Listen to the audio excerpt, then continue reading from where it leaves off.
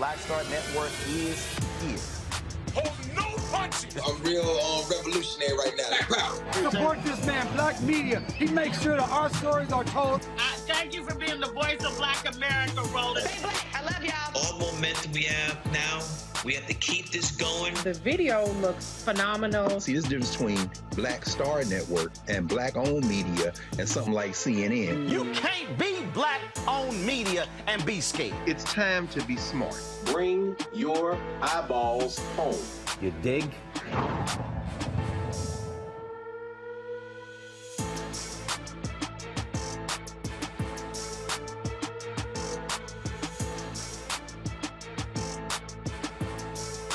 Solo shot. We're about to go live. You got the solo shot?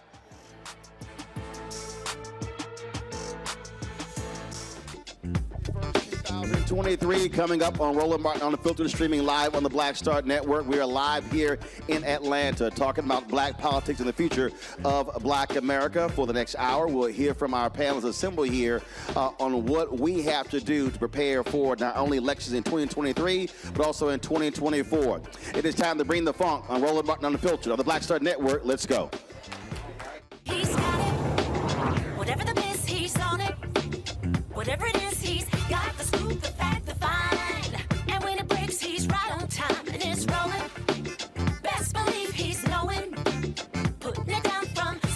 news to politics. With entertainment just for kicks, he's rolling.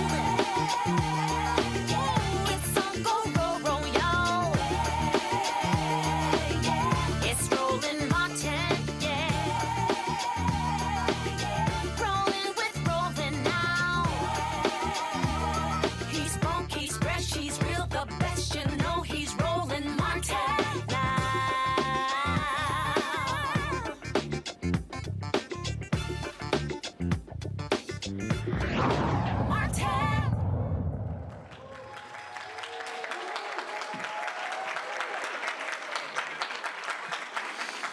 All right, folks, we're here in Atlanta for the National Coalition of Black Civic Participation. Put your hands together, y'all all here. Folks from all across the country meeting here, talking about, of course, planning for our upcoming election, but also organizing and mobilizing. That's what our focus is. So for the next hour, we'll be, of course, talking about a variety of issues. Got a number of panelists here ready to get started. But first off, Terrence Woodbury is going to kick this thing off to lay out what the data is so we can understand what really is at stake when it comes to our politics. So, Terrence, take it away. Thank you so much, Roland. Thank you for having me. Give yourselves a round of applause. Thank all of you fearless leaders. Let's give Melanie Campbell a round of applause for her fearless leadership. This year's. My name is Terrence Woodbury. I am a political scientist trained here in the AUC, right at Morehouse College. I hear Morehouse in the room. Okay. But it's great to be back home. The AUC is home to us. This is where we sharpen our teeth. This is where I learned the rigorous collection of data and application of that data towards our politics. I own Hit Strategies. It is the largest minority-owned polling firm in Washington. Come on, y'all. We are recruiting and training and deploying black political scientists. I see some young people in the back of the room. We are recruiting you. We need you. We need to change who's asking the questions to change the answers that we're getting. We are, I'm gonna present some data here. I'm not gonna bore you, but I do wanna ground us in the data. I'm not gonna talk to you about my opinion. I'm gonna talk to you about the opinions of the black voters that we speak to every day. Last year, we conducted 200 focus groups. We conducted over 40 polls. That's almost every other day, and at least almost every week we were polling. We keep our finger on the pulse. And so let's go to the next slide here. I'm gonna walk around so I can see what's going on. This is gonna be the most words I'm gonna give you. The rest of it's gonna be data, I promise you. What you have here is what we have identified as the challenges that we saw with black voters in 2022 and some of the strategic guidance to fix that ahead of 2024. Before I go any further, I want to be clear here. Black voters are the consumers, right? You don't blame the consumer when they stop buying the product, you fix the product.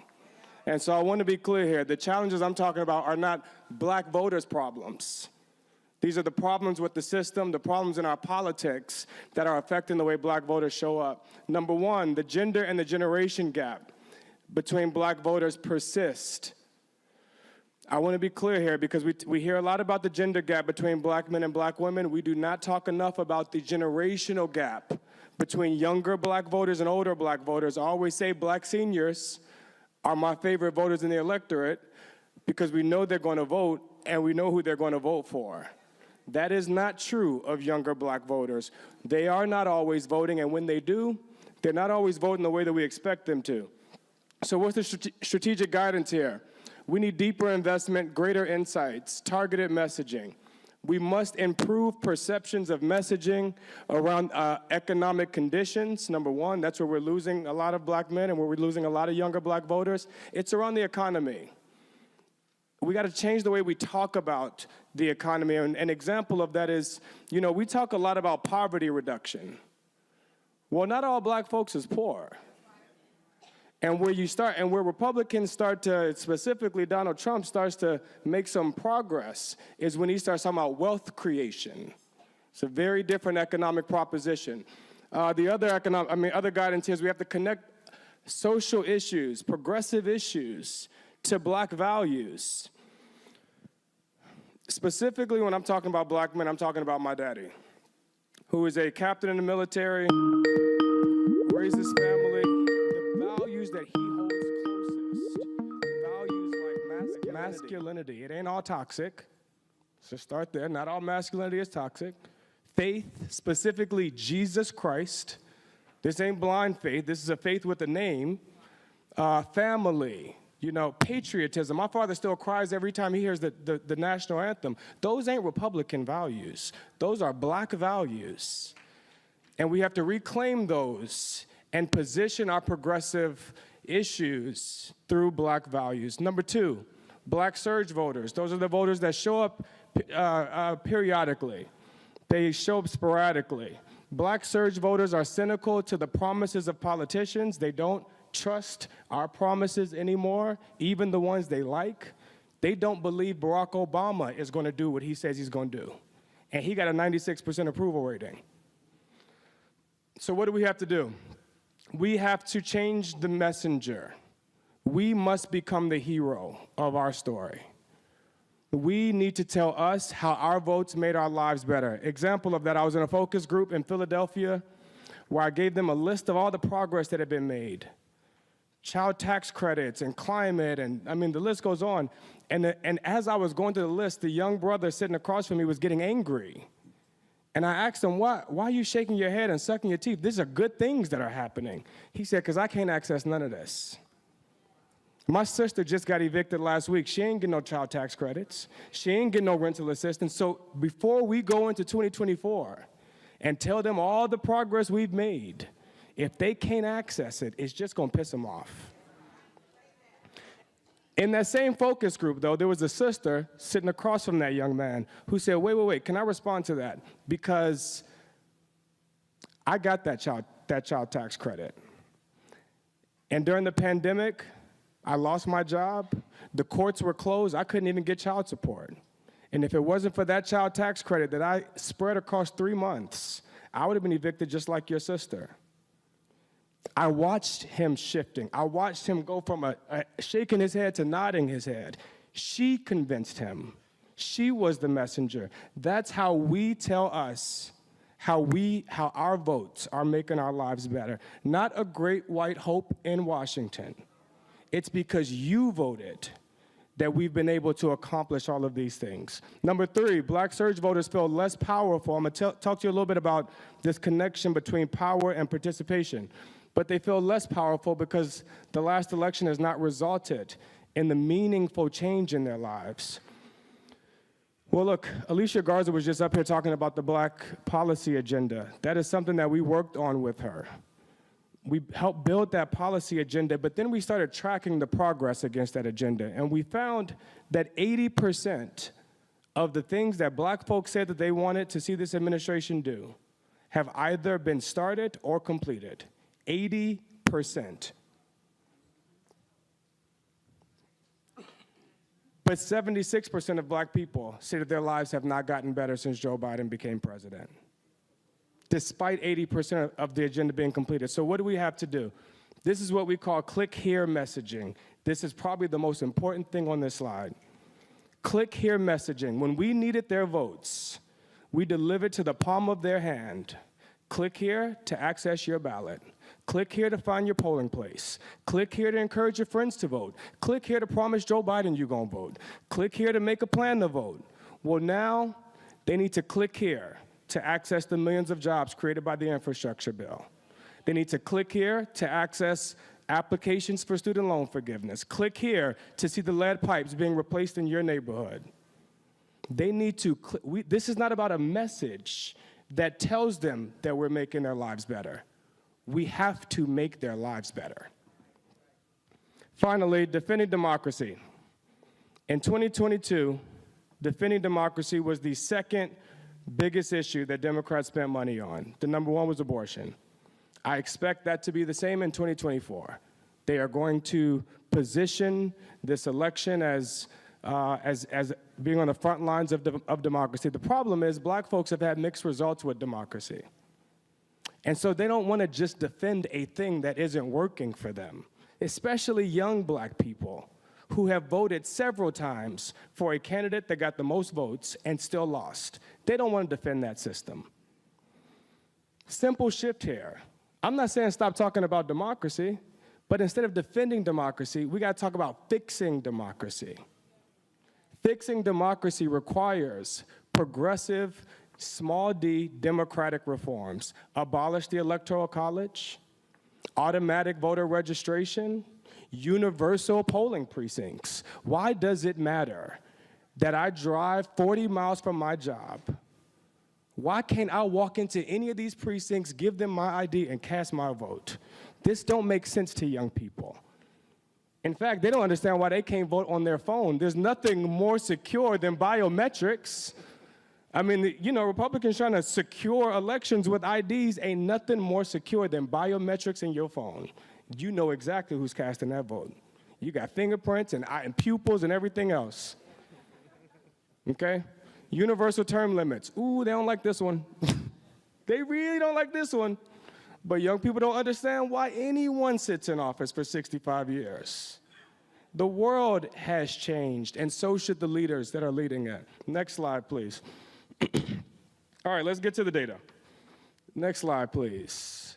This is the centerpiece of all of the research. Let me time check myself. Centerpiece of all the research we do is this correlation. Oh man, I'm at 10 minutes already, and I had 10 minutes. All right, y'all, let me get 3 slides real quick. The centerpiece of our work. You know, a lot of pollsters ask the question about enthusiasm. We hear a lot about, you know, enthusiasm is low. Well, black folks don't always vote enthusiastically. And just because they ain't enthusiastic don't mean that they're not voting. I had a young black man tell me in focus groups in Florida, he doesn't vote enthusiastically. Voting for him is like taking out the trash. He don't want to have to do it all the time, but if he don't do it, it starts to stink around here. That's a quote. So we changed our enthusiasm question to a power question. Regardless of how often you vote, how much power do you believe your vote has to make a difference in your community? The higher they rate those perceptions of power, the higher their likelihood to vote. It is a direct correlation. That means we don't want to convince them to just tell us that they're going to vote, but we want to convince them that their vote can make a difference. In 2020, 73% of black folks in Georgia said they felt extremely powerful. In the same election, 70% of black folks in Georgia voted. It's also the highest black turnout anywhere in the country. So give Georgia, give yourselves a round of applause. What's happening here needs to be replicated, okay? But we also saw, and I'm trying to export it, trust me. What's up, Cliff? We're gonna talk about that later. But we've seen that those perceptions of power drop when we're not in election time anymore. From 73%, a 30-point drop. Well, I could tell you right now, if we have a 30-point drop in turnout from black folks, we have lost every single battleground state. And so in 2022, we start to recover some of those perceptions of power, but if we stop letting it drop, then we don't got to dig ourselves out of this hole. When we asked them why did these perceptions of power drop, they told us explicitly. It was high in 2020 because they felt like they were a part of something, because they were being courted, because Stacey Abrams and Governor Kemp were both texting them every day. That's what made them feel powerful, because their teachers were talking about it, their pastors were talking about it, their mamas was talking about it. The election ended, they stopped getting those text messages. People stopped talking about it. Next slide, please. I'm gonna just skip ahead, skip that one. Okay, here we go. This is the gender and the generation gap. I'm gonna give you 2 more slides. Some got here. These are not poll numbers. These are actual election results from 2022. At the top there, you see the gender gap. 87% of black women voted for Republicans, 78% of black men voted, 87% of black women voted for Democrats, 78% of black men voted for Democrats. That is an 18-point margin gap, 18 points. But look at the generation gap underneath there. Younger black voters voted for Republicans at even higher rates, 21-point margin gap. Next slide, please. Why is this happening? Here it is. Here's one of the reasons why. There's several. One of them are issues. This is when we ask who's better on the following issues: Democrats, Republicans, both or neither. At the top there, you see the Democrats in blue, you see Republicans in red. But look at the top. Democrats have an overwhelming advantage on all the social issues: voting rights, abortion, health care, 60, 70-point advantage over Republicans. But when you look toward the bottom there, the things that black men, providers in the household, the things that they are prioritizing, economy, inflation, those advantages begin to shrink. Next slide, please. Well, here's what happens when you look at just black folks under the age of 50. The advantage disappears. Republicans just as good on the economy as Democrats. If I was advising Republicans how to target black voters, I would only talk to the 28% that say Republicans are better than Democrats on inflation. That's it. Let's just go get that 28%. Next slide. That's exactly what they're doing. Okay, this isn't the slide. Next slide. Next slide. All right. A part of what we have to do here is when we talk about power, political power, I've asked folks in focus groups, what does political power mean to you? They only describe the first one, the power to elect the people that we want, electoral power. A part of what we have to do is expand that cycle of power. Your political power ain't just about your vote. That's the beginning of the power. Literally, the first step, not the last. The cycle of power means after we've elected them, we get to negotiate, moving them closer to our position. After we negotiate, we get to hold them accountable. Also called protest power. We get to stand outside that office and say, remember that thing we talked to you about? We're going to show up every day until it happens. The last one, young people really like, you get to fire their asses when they don't do it. Punitive power means we can fire them. Throughout that cycle of power, we got to keep talking about progress. We got to keep giving them information. This is the game, folks. If we don't make them feel more powerful, we cannot ask them to show up and do this thing again. That was literally 6 of my 20 slides. So I'm gonna make sure we distribute this. Thank you all so much. All right, Terrence, great information there. We're going to go to our panelists right now, and I'm going to start with Cliff Albright, co-founder of Black Voters Matter. Cliff, we talk about this a lot on my show. I'm always talking about connecting the dots, and I think one of the things that we don't do is we don't connect the dots, and that is in talking to people. Charles, sit down, man. The panel is going on. You're just walking up on the doggone stage speaking to people. I'm gonna have your wife just cut you. All right. So again, part of this deal is how do you connect the dots? Because I think when I look at those economic numbers, when that 28% saying Republicans are better, that's because they're actually messaging that. If you don't explain to folk how things actually are, then if that's all I'm hearing, oh, they're better, you're bad, then I believe it. We have to learn to connect the dots. Yeah, definitely. Thank you, Roland, and thank you to this great panel. I feel like I'm at the kiddie table at Thanksgiving. Like, what's up? But yeah, no, we gotta connect the dots. We talk about it all the time. We call it the 365 work. You know, we got to show that Black Voters Matter 365, and we got to show that what we are prioritizing are our issues, our community issues. We always say if the first words out your mouth when we're doing our canvassing or doing any of our activities, if the first words out our mouths are you registered, then we've already failed, right? Because that shows that what we're centering is the registration, right? We're not centering their issues. We're not centering the economics. We're not centering the infrastructure, the utility bills, et cetera, et cetera. So we have to have a different conversation. People ask, what's the best way for us to get ready for 2024? And we say, well, first we got to deal with 2023. Like, you already jumping forward to what you have decided. School board elections, city council elections, judicial, DAs, those elections. All those elections, those local elections, and a lot of that happens in these odd number years. There's no such thing as an off year. So we got to be doing it each year. We got to be doing it all year round, and it's got to be centered on those issues that folks care about. Not just on the candidates, not just on an every 2-year election cycle, but on all those issues that Terrence was just talking about. That takes time, and it takes money. It takes resources, and that's what all of us have got to be fighting for, right?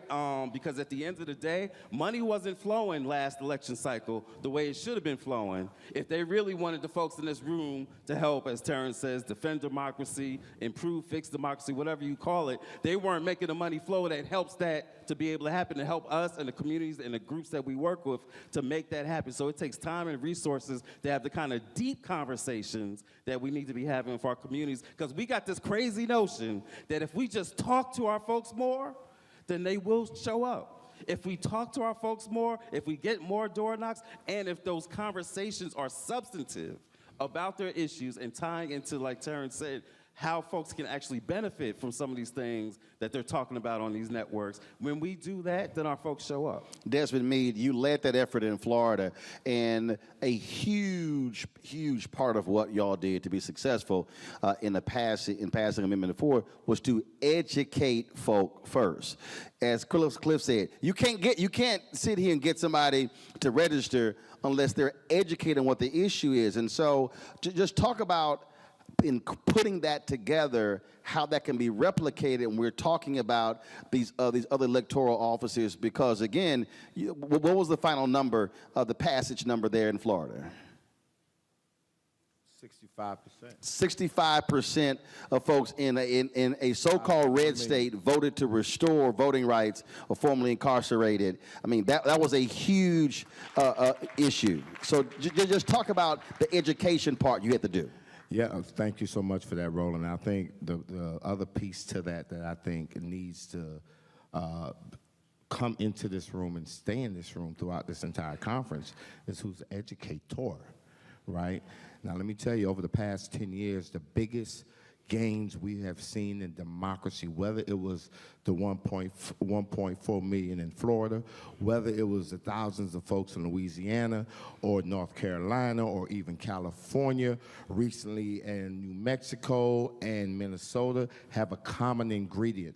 At the center of all of those movements were directly impacted people, returning citizens. Right? And so we are the best educated. And so as we were going out into those communities, you know, we realized, and this was something that I kind of like, it came to me when, you know, thinking about the civil rights era, right? When I used to hear the stories about how when mom and dad went to vote, man, they dressed up the kids and everything, and it was like, put everybody in their Sunday's best, and they went and voted. Right? But then I started thinking about when you strip mom and dad of the right to vote, you kill a conversation at the dinner table. All right? Now there's shame associated with it. And so the very same people who've been stripped of the right to vote are what I felt was the key ingredient in re-energizing or revigorating a conversation about voting. And so they were the ones who needed to lead the message. Right? And they was the ones who needed to actually engage the individuals who were not voting that could vote, which was family members and friends. And I always, you know, sometimes my wife get mad at me when I use this terminology, but I'm talking about the Pookies and the Ray Rays, right? The ones that we don't want to talk about or we forget about or we gloss over, right? We drive past a whole bunch of Pookies and Ray Rays that we don't talk to get right here where we at today. Right? And those are the same people who have a lot of influence over people who are not voting. And so prior to the Amendment 4 thing, one of the big things we've seen was that in gubernatorial elections, which historically was decided by 60,000 votes, you know, you had at one point 808,000 registered African Americans that didn't think it was important enough to go vote, right? 912,000 registered Latino Americans. So you had 1.7 million people of color who was registered that didn't even bother to go vote in an election decided by 60,000 votes. And then the very next cycle, that number jumped up to 1.1 million and 1.3 million respectively, right? Those folks, the majority of those folks are related to Pookie and Ray Ray. And when they hear Pookie and Ray Ray talk about, man, my vote don't count, and the only reason I'm saying my vote don't count, it don't matter who get in office, is because deep down inside, I'm using this as a coping mechanism because you all have told me as a person with a criminal history that my voice don't matter and I'm not a part of society. Matter of fact, I'm not even good enough to be in your church, right? And so I think that just a natural human instinct is to be a part of something bigger. And we've seen that come out during the 2020 election. But I think what's said at this education piece is allowing the Pookies and the Ray Rays to be empowered, right, to be the educators, right? I think Tamika talked about that, when she was up here, that my son was the one who had to come in and actually carry some of that load, because these are the people who we need to get. And so we did, I think we did an amazing job. We was able to get, like 5.1 million people. 5.1 million people to say yes, and that was 1 million more people than who voted for our current governor right now. So education works. And Marsha, on that point, you're the largest committee for civil rights under law, and he's a perfect example. I see these message boards, and we're live on the show, and I see these people on social media saying that when Biden talks about naming Ketanji Brown Jackson to the Supreme Court, they go, oh, well, that's performative. But again, I think the mistake, though, is we assume everybody knows how the federal judiciary works. We assume they know how these things work, and yet when I start walking folks through by saying one judge in Amarillo made a decision that affected the entire country, they go, oh, hold up, one? They're not thinking that way. So again, this is where I think the education comes in. We have to take these very specific actions and show how one appointee, one judge, one Supreme Court justice, one person in the agency, and who is the person in office who's picking those folks can have a direct impact on the lives of black folks. Yeah, I definitely agree with that. I think rather than focus on the elections, we need to focus on the offices and what those offices bring to the issues that people care about. And, there are a lot of people who held their noses, they would say, and supported Donald Trump because they saw the prize as being the Supreme Court. And that is an office that isn't elected. Well, they saw the surprise at the Supreme Court because they knew what the Supreme Court does. And a lifetime appointment by the president, right? And now we're here shaking in our boots, waiting to see what they're going to do about the Voting Rights Act, what they're going to do about education. We already know what they did about reproductive choice. And they are feeling emboldened because we have a Congress that is dysfunctional. And it always gets back to what does the office do? So I want to connect what you're saying to Terrence's research. And Joe Madison always says, you got to put it where the goats can get it. And how do you make it plain? So when you talked about Voting Rights Act, okay, person hears that, it's kind of like, okay. But what Terrence's research shows is when we say, are you pissed off they closed down your polling location? Exactly. That's because the Supreme Court did this here. And so again, that's sort of his research shows. If we explain it that way, then the person goes, oh, so that's what the 9 cats did with the vote. That's what they did with the Voting Rights Act. We have to explain it sort of that way where they now understand, yeah, this is why you now have to go through all your loopholes to get a voter ID or a polling location closed down, stuff along those lines. Exactly, and that's why your state keeps passing these laws that make it harder and harder to vote. And each time, each election after we jump over the barriers, they look at how we got over those barriers, and then they close off that avenue to be able to get to the ballot. And we have a Congress that isn't doing anything. So I definitely agree with you. It's connecting what do you want to see?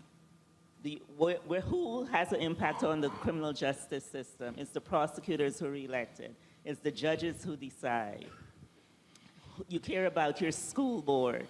What is this, you care about your schools. What is the school board doing?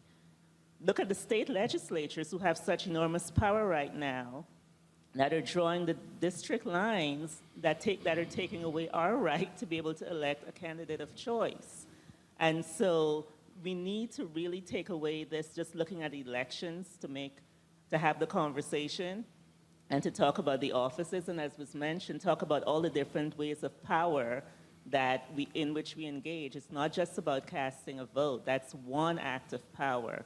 But we really need to confront all of these offices and to continuously do so, not just around when we hear about elections and someone is saying, okay, now it's time I'm paying attention to you.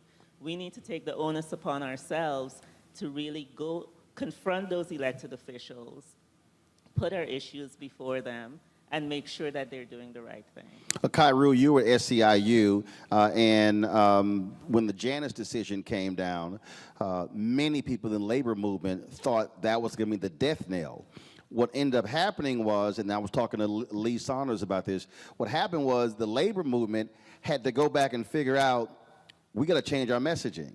And what ended up happening was they went back to basics, started explaining to people what labor unions do, and what we've now seen in the aftermath of Janus is the highest approval rating of labor unions that we haven't seen in 50 years. And so that movement had to go back and reassess, because what he basically said was the labor movement got lazy and had to go back and do the basic, blocking, tackling to walk people through, and now you're seeing an increase in people now trying to organize and mobilize with unions, whether it's Starbucks and Walmart, other. So just talk about how folks out here, how we have to think about the same thing. Yeah, the courts are doing what they're doing, but how we got to go back to basics to rebuild this momentum leading to the next few elections.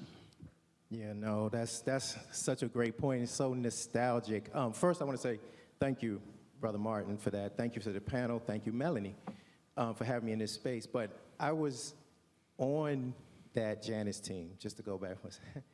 When that went down, we formed an internal team to figure out how we were going to reshape the narrative around unions and how we were going to rethink our work and rethink our strategies and approach to the electoral side, to the union side, to worker rights, just a revamp.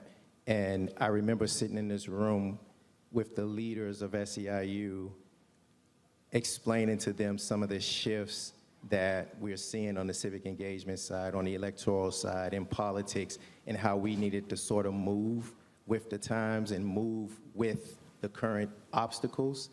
And it ended up being revelational and revolutionary. I think we really opened our scope as to how we viewed a voter. A voter is simply a human, a multifaceted human being who cares about a lot of things, and it includes labor unions, but it is not totally all about ballot boxes and unions. It's about explaining to people in plain language how unions and electoral politics make your life better, and it's saying it in words that they actually care about and understand. And it's not transactional rhetoric. It's actually community empowering, game-changing statistics and facts. And you're listening to the people that you're talking to. You go to the door with these scripts. You go to the door with this script about why unions are great and why politics is great, and you lose the person because they're not seeing great. They're seeing struggles. They're seeing transactional, they're seeing people parachute into their community, snatch their vote, and then ghost them, and then show up 2 to 4 hours later with another sales pitch. That's what it looks like. It's just simply a sales pitch, and it's a transaction. So when we sat down in that room, we created an entire department, a whole department that was dedicated to reframing, reshaping, and understanding how to do the work. YT, you were the Leadership Conference on Civil and Human Rights, and so what I'm about to say, some folk may say, dang, he really went there. And I hear this a whole lot from a lot of folk. We are very good at saying black and brown, black and brown. But it's a lot of black folks who are saying, I'm looking at the Latino numbers, where in the hell are the brown folks showing up for us? So part of this also is going to have to be, when we're out messaging, we're going to have to say, if we're talking to black folks, black and black, because we have to understand the numbers are there. They are seeing, and a lot of black folks, especially younger voters, don't want to hear black and brown because they're saying, no, what about black? So speak to how organizers must be understanding the language, if you will, the love language, if you will, of these voters, because if you come to some folk with black and brown, they're going to immediately turn you off by saying they don't give a damn about us. How we may have to readjust our messaging to absolutely center and focus black, black, black. Yeah, we have to be overly intentional about and being culturally competent too around when we're talking to black people around their issues, and those are not people of color issues. Because the issues that black people face are completely different and are seen differently than our counterparts. And to your point, Roland, when they show up to the polls, they don't always vote with us, right? It takes a lot of efforts from a lot of the groups on this ground, on this panel today, to kind of bring them along. And so when you're talking to black and brown folk, well, black folks in particular, you should be talking about the issues that they care about. Those are the kitchen table issues. And we also, when we're talking to black people, we often mention that there's not infrastructure in some of the places that they reside. That's not true. In black communities around the country, churches have been the infrastructure. Those barbershops, those the hairdresser. If I trust you with my hair, I believe and I have a level of trust with you, right? And so when we're talking to them, you trust somebody with your hair, you trust their ass. Yes. Very true. So I think to the point that has been made today on the panel, we make sure that we get an appropriate messenger, and it doesn't look like somebody else that may have the resources or another organization to come in and talk to us about our issue. It needs to be another black person. But we also need to constantly educate people on what has happened and the impact. I know we talked about this a little briefly today, but ARPA funds were dispersed around the country. Those directly impacted people that were going through hardship, and COVID is gone. But the hardships are still there, and black people are facing them each and every day. And so to the message about accountability, this is a way where we hold the elected officials accountable and say, hey, like rent assistance is very much still needed. The eviction diversion plans are still needed. Legal assistance is still needed. And so that's how you bring some of those issues that are affecting black people each and every day to the forefront, and also holding elected officials to make sure that they're meeting them in this moment and making sure they're addressing their issues. And then also the Multicultural Coalition, which is what the Leadership Conference stands on, having over 240 national coalition members that bring it to, that, hey, y'all may not be the best messenger when you're talking to black people. Y'all should focus on this constituency and being honest about that as a coalition so that we can have the biggest impact and turn people out and make sure we have a message that resonates with them from their own community. Abdul, I'm going to hit you with this one here. You may not be, y'all can clap, go ahead. Y'all go ahead. We definitely want to see your reaction to this one here. When I was battling a whole bunch of these crazy ADOS folk, they were complaining about black immigrants. Until I hit them with the data, 10% of black folks, based upon the census, are folks who are black immigrants. And so even when we're having this conversation, when we're talking about how we're going to reach black voters, we also have to understand that if we are, how do we message to black immigrants? Actually, the largest increase in the black population, if you look at the data, are black immigrants. And I don't think that's actually being talked about a lot in a lot of circles on how do you message to them, because you have to message to black immigrants differently than you do a brother or sister from Alabama or somebody who's from North Carolina or South Carolina. Absolutely. Well, first of all, thank you, Roland. Thank you, Melanie, for having me. I don't know how you knew my father was Nigerian, but you did. I don't know. Abdul Dosunmu. Dosunmu. I just took a wild-ass guess. That question is for you, Abdul. And I did Google your bio. I'm like, he ain't got no mention of his daddy in here or nothing. But go ahead, I'm sorry. Dad is Nigerian, mom is African-American, but you're absolutely right. You know, I think it's important for us to understand the ways in which the strategy in many ways for the conservative right has been a strategy of division. Right? The entire effort has been about dividing and conquering our coalition, right? Whether we're talking about the black-brown coalition or whether we're talking about the coalition among black people in the United States.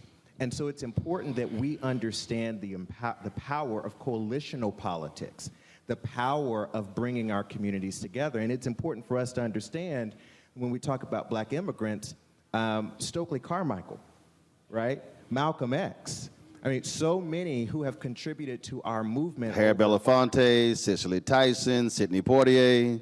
Absolutely. But part of that conversation that we have to have is a very real conversation about the ways in which anti-blackness itself operates both here in the United States and around the world, right? And the ways in which many black immigrants have been convinced that the only way to get ahead is to distance themselves from African American communities, right? Which means also we have to understand how that was exported to those places and not just, oh, that's how they think. No, that's how they were taught. Taught, absolutely. And it all comes back to education, which was your initial point, right? The work we do at the Young Black Lawyers Organizing Coalition is education work, right? Because what we understand in the landscape of voter suppression is that they can take a lot from you, but they cannot legislate away your knowledge. They cannot rule away your education and your knowledge and your understanding of these issues. And so you're absolutely right. Part of the work we have to do is to make sure we're educating our communities across the board about the strategies of the division, the tactics of division, and making sure that we're not falling prey to those strategies. Virginia, you are President and CEO of the League of Women Voters, and the work that you have had to do is expand a whole lot of the white folks in the League of Women Voters to understand this thing has to be much broader. The reason I'm saying that, look, my parents worked on many campaigns, and historically, when you think of League of Women Voters, you are not thinking about black women. And so part of that, and now what we're seeing, and I've been saying this now for a decade, is a lot of young white voters who are now waking up realizing they coming after you too. Texas trying to remove early voting locations from college campuses with 8,000 or more students. We're seeing this happen. And so when we talk about this attack on democracy, attack on voting, we're now seeing there's a direct attack on young white voters and not just African American. Talk about the work that you've done to try to expand the horizons of folks in League of Women Voters to say they coming after us too, and you're nonpartisan. Thanks, Roland. It's good to see you again. Absolutely. And, thank you, Melanie. I don't know if she's in the room or not. I just wanted to know, I think today and tomorrow, the dates that Melanie selected were very profound, given the fact that 102 years ago, it's the anniversary of the Tulsa Massacre and the destruction of Black Wall Street. And so for these dates to be chosen to build Black political power, I think are very, very critical. So thank you for that as well, Melanie. I think it was really important. I've been with the League for 5 years. I come out of the Latino and immigrant rights space. When I came to the League, our average demographic was 70-year-old white women. That was our average. And so when I came in, I made a commitment and said, the only way I will do this work is if we center racial equity and center Black liberation in this work, because I believe that the only way that we can move forward together as a country is if we do it together. So I think that was one thing that was important. And so we transformed all of the systems within our organization. We have refused recognition and also removed recognition from some leagues who were not living up to our DEI policy. We've had to do things that were really hard in our organization through systems and policies. I believe that you can't create change unless you're willing to walk the walk and talk the talk, and that means changing systems and organizations from the inside out. So that's really where we focused our time and energy. The other thing I think when it comes to working with Black-led organizations and in the Black community, we're not here to be on top. We have to be on tap and as a resource. And there are a lot of people who aren't willing to follow Black folks' lead, but I think historically, if you just look at history, right, and be honest, we know that Black folks have been the moral compass of this country for a very long time. And so for us to lean in this work, that's why anytime Mel asks me to come, I come, but oftentimes I'm the only one who looks like me who's showing up. And that's okay. I'll be here time and time again because it's also, for me, this is greater than a master's degree. I have the more opportunity to learn and to contribute and to help build towards the country and the promise that America has, right? We know that it has never lived up to. And so that's really how we've tried to transition this organization and really leaning it in a different way. We also just recently finalized member rights and responsibilities so that we can remove individual members if we need to, if they're not leaning up. And it's not to become exclusionary, but it's also to be able to say that there are standards and values, that there are lots of organizations, and I don't want to say that there aren't a ton of organizations who are historic organizations, who talk a lot about the work but aren't willing to change themselves internally. And it's not easy work. I will be the first one to say that it is not easy work. But at the same time, how can you say that you're standing up for these values, for civil rights, for voting rights, for the things that we want in this country, if you're not willing to own the bad history of your organization and to make those changes internally? And so those are the things that we've been focused on. Trey, 2022 could have been really, really bad for black folks. And a lot of people say, oh, it was the boots on the ground, it was the organizing, it was the mobilization. But it also were the legal fights that were actually happening. NCBCP, LDF, Lawyers Committee for Civil Rights Under Law, Transformative Justice Coalition, on and on and on. Just explain to folks, when we talk about what we're now facing, literally, what is happening in the court system and what y'all are having to contend with on a daily basis. Sure, and thank you for that question, Roland, and thank you all for having me on the panel. You know, one of the principles that I subscribe to is that politics is the expression of economic interest, right? And many people like to talk about the courts as in the judicial system as like an apolitical system, and the ultimate reality is that what we have seen historically as a trend, particularly in the last decade, but over the course of the last decades, is that the courts have become more and more political. They've become more and more partisan. So that's what LDF is up against right now. We're up against a judicial system that during the civil rights era was key to the strategy of protecting black people, protecting black political power, making sure that black people's lives were not upended, right, and actually judicially killed. Where now we're faced with a court that have created its own doctrines, such as qualified immunity, right, that says that police are allowed to do the type of extrajudicial murders and get away with it with impunity, right? And so that is a piece of what we're up against. Or in North Carolina court that literally flips to the GOP and reverses a decision the court made just 3 months ago. Exactly, exactly.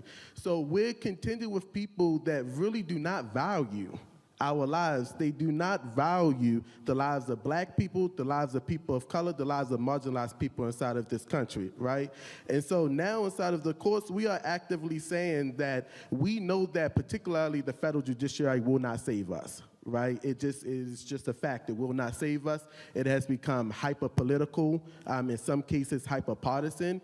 And so the next frontier, one, is for us to be more involved in the appointment process. I tell people all the time that Trump, and I really credit Mitch McConnell for it, the Mitch McConnell strategy was brilliant. He seized the moment and the opportunity to seed the federal bench with people who will not give, excuse my language, a damn about black people, about people of color, about marginalized people. And right? they purposely were 35 to 45 years old. Exactly, purposely for generations, as Martin is saying, generations. And so now what we have to contend with is to be more involved inside of these political appointees processes that traditionally we may not have had to think about, at least on the forefront of our minds, to ensure that when issues come back to the courts, because oftentimes they do come right back to the courts, right? It doesn't matter what laws, policies, things that we typically pass, they oftentimes get challenged, whether it's by us, whether it's by our oppositions. They come back to the courts as the final deciding factor, and the courts now are saying that we do not have to have a civil rights background. Many of the appointees do not have to have a civil rights background, a racial justice background. They don't have to care about formerly incarcerated people, right? They don't have to care about young LGBTQ queer folks. And so now we're inside of this position where we're forced to fight on a battleground that is not leveled, right? So how do we get to that piece of having a level battleground on that side? And I'll say just really quickly, last thing that I'll say is that we have found that we have to employ a multitude of strategy, right? The courts and the judicial system is only one piece of the strategy, right? We have to, when we talk about black political power, we have to think about secretaries of states. We have to think about the people who will actually litigate this as our opposition. We have to now take the battle to the state. The states will be the next frontier.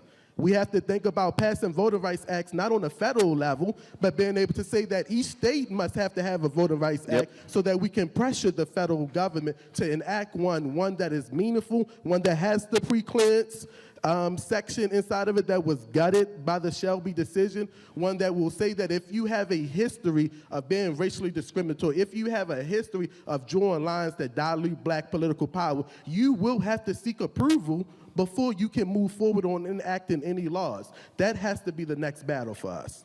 See, it's always good when a panelist like segues appropriately to the next person. Billy, you're the immediate past president, National Caucus of Black State Legislators.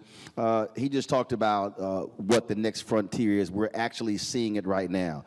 We're seeing the Supreme Court say we don't rule on political gerrymandering, and so now we're seeing political gerrymandering run amok on the state level. We're seeing a lot of black state legislators, power just simply being just shrunk left and right. Are those state legislators, are they also saying that they think so much attention is put on Congress, the House and the Senate, that in many ways we're ignoring how critical those state rep and state Senate races are?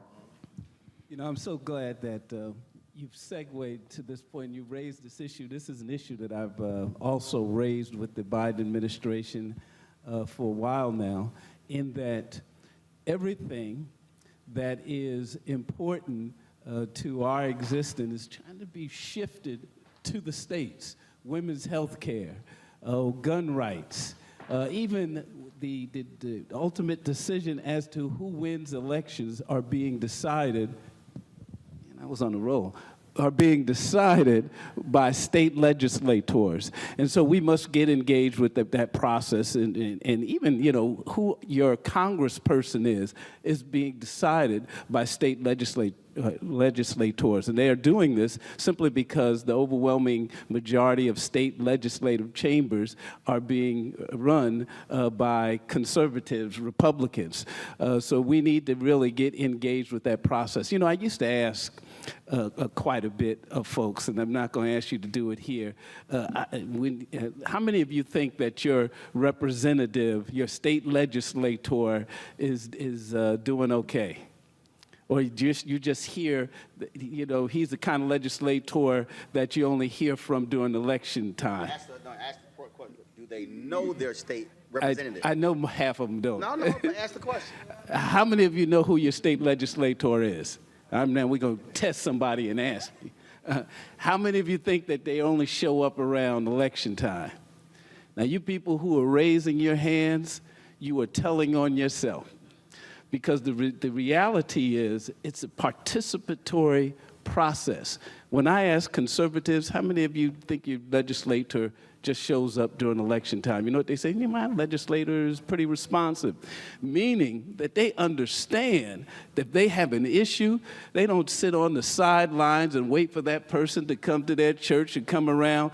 They contact their legislator and say, this issue is important to me, and you need to address it. There's nothing, no money, no lobbyists, no issue more important to someone who is there because of being elected. There's nothing more important to them, you coming up to them and says, hey, my name is Billy Mitchell. I live in your district. I can vote for you, and this issue is important to me. There's nothing more powerful than that. So that's the kind of mindset that we have to bring to the table so that we can change what's going on in the state legislators. I will tell you, thank God for the people like Helen Butler out there. She's one of those that are out there making sure that folks are voting in our state like they are voting nowhere else. Now, let me tell you, Georgia is a fantastic, and Roland, give me the sign. Georgia is a phenomenal place. According to the census, from 2010 to 2020, the last census assessment, 1 million new people moved to Georgia. 90% of them were people of color, most of them black folks. The census suggests that if you are a black person in this country and you are moving to another state, the state you are most likely moving to is Georgia, and it's by far. So we need to continue to cradle, to take that power that we have and make certain that we continue to go and vote as we do, because the state is where really where it's at. There's no question about it. That's where the power is. That's where we can certainly make a difference the quickest as well. All right, we got about 6 minutes left, so I'm going to do this here, and then I'm going to start on this end. We're going to go all the way down, and that is I want each of you in 30 seconds, let's see how good you are. If there's one thing that you want organizers to do leaving here, what is that one thing? Oh, you don't want to go first? He went, Jesus. Okay. There's more than one thing. I want you to get engaged in the process no matter what. You know, the best election advice I have ever been given in my life was an older gentleman who said, look at the voting participation process as public transportation. You know, if there's not a bus that is going exactly where you want to go, you take the bus that goes as close to where you want to go. And it's only by doing that over and over and over again where we will get to where we need to be. Courts, courts, courts. I want us to understand that the issues we're facing right now this summer, we're expecting a not-so-great decision on affirmative action, a not-so-great decision on the Voting Rights Act. I want us to understand that that attack did not start yesterday. It started 40 years ago. They started building power for this moment 40 years ago by pipelining conservative legal talent for the courts. We've got to do the same for civil rights legal talent, and that's why the Young Black Lawyers Organizing Coalition is out here. Good job. 31 seconds. Yes, I got to stop watching everybody go. So the one thing I want you to take away is, yes, I want you to make sure you prioritize your issue and vote, but I also want you to participate. And so what I mean by that is we always see across the country poll worker shortages. You can be a part of the process and get paid to do it, and building that pipeline of leadership throughout participating and providing more trust and integrity into our elections by being a part of the process. Love it. So I just want folks, young people in particular, to remember that we are contending for governing power. That means that while we're engaging inside of the struggle for black freedom and power, we must control the narrative. It is important that you tell your own stories. If you don't, somebody else will tell it for you. We are building the record not just in the courts, but in the court of public opinion as well. So you actually stole mine about poll worker recruitment, but I will say that the poll worker recruitment piece, everybody needs to be focused on recruiting poll workers. We have seen poll workers and elections officials leave in droves because they are fearful of violence. And so my parents filling that gap is my parents. Yeah, people who's filling that gaps, Moms for Liberty, who are the main group that has been recruiting individuals on the book bans. They've formed over 200,000 people in the last 2 years, 200,000 white supremacists in the last 2 years who are all white women who have gone. They are filling up the election worker slots as well now. We have to focus on making sure that our folks are at the polls and that they are the ones, because otherwise those are the same people who are going to contest the elections, cast doubt on ballots and everything else. So please recruit poll workers. And that's how Moms for Liberty took over 10 of the 14 largest school districts in South Carolina and fired a host of black superintendents, including the superintendent of the year, because they showed up at those school board elections. Desmond. Well, I was thinking long and hard about this, and I just got to be real with y'all. I mean, when you look across the table from me, a lot of familiar faces, people, you know, I mean, I'm not going to talk to y'all about voting. Y'all show up to vote. What I'm going to ask you to do is step outside your comfort zone, right? It's time for us to step outside our comfort zone and bring some fresh blood into this discussion, right? We got to talk to Shaniqua. We got to talk to Pookie and Ray Ray. And if we don't talk to them, let me tell you something. Somebody else will. And one thing I know is that even though the hardest thing for me as a parent to do is to talk to my kids about sex, I knew I'd rather be the one to talk to them than let the internet teach them about sex. So let's step outside our comfort zone, because that's the only way that I think we're going to reverse the trend. Yeah, so many things that popped to mind, but what I'll say is I have been given a charge internally with my teams and leaders within SEIU and organizers broadly to think about an intentional Southern organizing and power building strategy, short-term and long-term. There are tremendous opportunities in the South for building power, not only investing in politics, but communities, infrastructure, and thinking about what immediate and longer-term power building in the South looks like. And whatever electoral gains are made in the South, an intense elected official accountability program needs to follow. When they get in, the job begins. It's not over when we get them in like we do every cycle.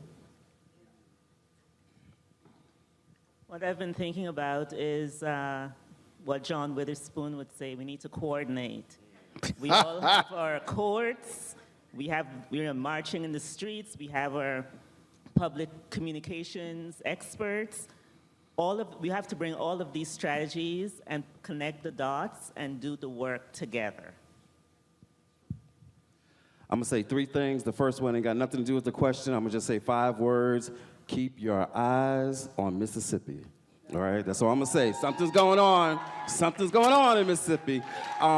Second, to answer the question, what would I say to organizers? A lot of people think that a sign of a good organizer is how well you talk. I've always believed the mark of a great organizer is how well you listen.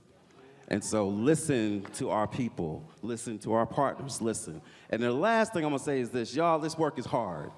We have got to find a space for some black joy in this work. We've got to sustain ourselves, or else we're not gonna be able to do this and get to the mountaintop. Black love, black joy. We got to include black culture, because culture will eat strategy for breakfast.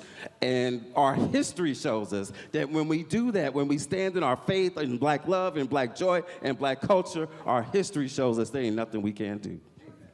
I will close this out this way. And I was listening to the previous panel when they were talking about all the commitments that have been made after George Floyd's death and how a lot of these companies are falling back on that.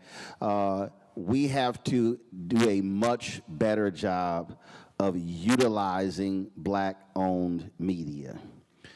It's very easy to say we're doing these things, but it's called mass media for a reason. What the right has successfully done is they have funded the conservative media infrastructure. I'm not talking even Fox News. I'm talking about their digital operations. They have completely funded that. And so part of that whole deal is how they're driving that messaging. The reality is, even now, so we launched September 4th, 2018, we still are the only daily black news show in this country. And I can tell you, if it wasn't for our followers, they've contributed. And look, we don't send them swag, we don't send them hats, bumper stickers or whatever. They've contributed $2 million. So I'm talking about $5, $10, that's what they've done. And we talk about organizations that have actually supported us. Melanie's group, they've been with us from day one. Black Voters Matter, been with us from day one. They've been funding this large committee for civil rights under law. The key is you have to get messaging out. And so you should be connecting with those black newspapers, black radio, who are those producers, because that's how we're going to reach folks. A lot of times we're waiting on mainstream to show up. They ain't showing up. But I can tell you this, I know this for a fact. There are things that we discuss on our show, and there are people who come on the show who I see later on CNN and MSNBC because their producers are watching. And so we have to utilize our black media infrastructure because that's actually how we got here. So if it wasn't for Chicago Defender, Tri-State Defender, if it wasn't for Pittsburgh Courier, it wasn't for black radio, then you don't even have a civil rights movement. And so we have to absolutely do that. The second thing is this here. All of you organizers, hold up your phones. Hold your phones up. Now, some of y'all, we've taken selfies. Y'all ain't got no clue how to use some of these phones. But I'm about to help y'all out. You are literally holding in your hand a communication device to communicate with the world. When you have events, live stream your events on Facebook, on YouTube. Now, let me explain what then happens. When you live stream your events, I can't be every place. We then can grab your live stream, broadcast something on the show because we have the video. You can take that same video, strip the video out, strip the audio off, and now you can send the audio out as well. And so a lot of folks have events, and they are only talking to the people in the room. Use the technology that's at your disposal. And again, people complain about, man, media didn't show up. You literally can create your own media, and then when that thing is now spread across Twitter, across Facebook and Instagram and fan base on the platforms, we now can expand it. And so I'd encourage folks to do this all the time. If you're door knocking, live stream that as well, because again, use the technology, because trust me, people are watching, and when they see it, they go, oh, I didn't realize they were doing that. I had a white woman who came on the show with the Poor People's Campaign. And she was one of the organizers. And when she finished, she says, Roland, I got to do one more thing. She said, I didn't know the Poor People's Campaign existed. She said, I'm a white woman in West Virginia. I happened to see your show on YouTube. And I immediately called the Poor People's Campaign in West Virginia, and she's now one of the 3 co-chairs of the state of West Virginia. So a white woman was watching my show in West Virginia, and that's how she got with the Poor People's Campaign. That shows you people are paying attention and watching. Use the media to actually drive your messaging. Give it up for our panel, please. Mel is going to come up and close us out on Black Star Network. We're going to commercial break, and then I'll be live in 2 more minutes. I'll be back on Roland Martin Unfiltered on the Black Star Network. Melanie, come on up. All right, Ro. Thank you, thank you, thank you. Was this not power? It was, and there was. You had to be the one to do this panel, because we were going to split it up, and it was at the Black Star Network is here. Oh, no punch! I'm real revolutionary right now. Thank you for being the voice of Black America. All momentum we have now, we have to keep this going. The video looks phenomenal. See, there's a difference between Black Star Network and black-owned media and something like CNN. You can't be black-owned media and be scared. It's time to be smart. Bring your eyeballs home. You dig? Hatred on the streets, a horrific scene, a white nationalist rally that descended into deadly violence. White people are losing their damn minds. As an angry pro-Trump mob storms the U.S. Capitol, we've seen shooting. We're about to see the rise of what I call white minority resistance. We have seen white folks in this country who simply cannot tolerate black folks voting. I think what we're seeing is the inevitable result of violent denial. This is part of American history. Every time that people of color have made progress, whether real or symbolic, there has been what Carol Anderson at Emory University calls white rage as a backlash. This is the rise of the Proud Boys and the Boogaloo Boys. America, there's going to be more of this. Here's all the Proud Boys, guys. This country is getting increasingly racist in its behaviors and its attitudes because of the fear of white people. The fear that they're taking our jobs, they're taking our resources, they're taking our women. This is white fear.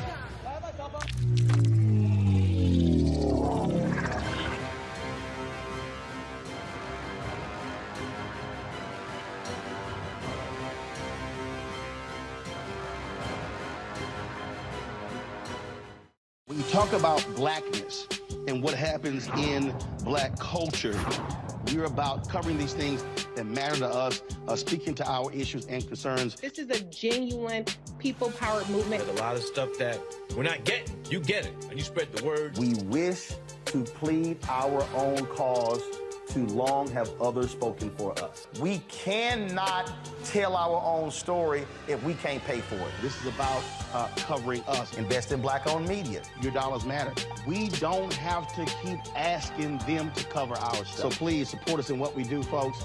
We want to hit 2,000 people, $50 this month, raise $100,000. We're behind 100,000, so we want to hit that. Y'all money makes this possible. Checks and money orders go to P.O. Box 57196, Washington, D.C. 20037-0196. The Cash App is $RM Unfiltered. PayPal is R Martin Unfiltered. Venmo is RM Unfiltered.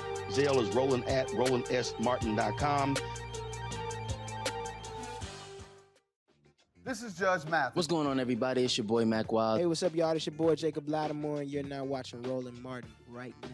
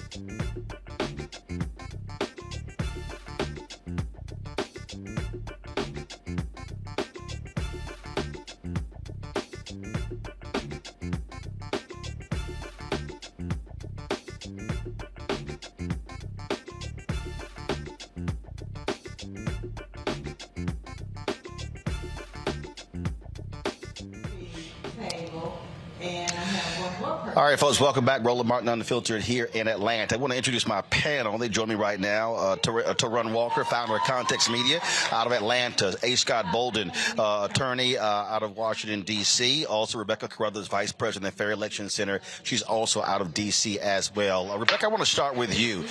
You just listened to this for the past hour in terms of a variety of folks talking about what is needed to inform voters, to educate voters, to reach them.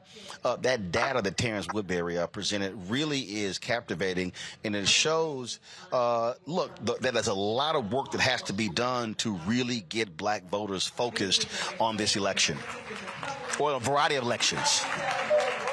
Yeah, I thought his presentation was great. In fact, I was able to see his full presentation here in DC about a month ago. And he goes into a lot of deeper context of just the variety of types of Black voters.